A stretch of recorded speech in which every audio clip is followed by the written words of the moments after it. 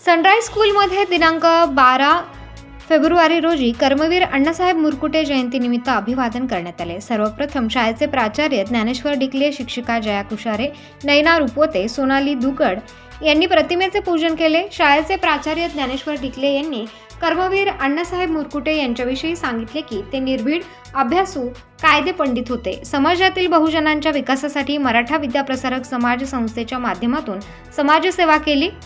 स्पष्ट वक्तेपणामुळे लहान वयातच त्यांनी नावलौकिक मिळवला। तरुण पिढीचे मार्गदर्शक बनले। जनसेवा हीच ईश्वर सेवा म्हणून त्यांनी जन्मभूमी हीच कर्मभूमी मानली।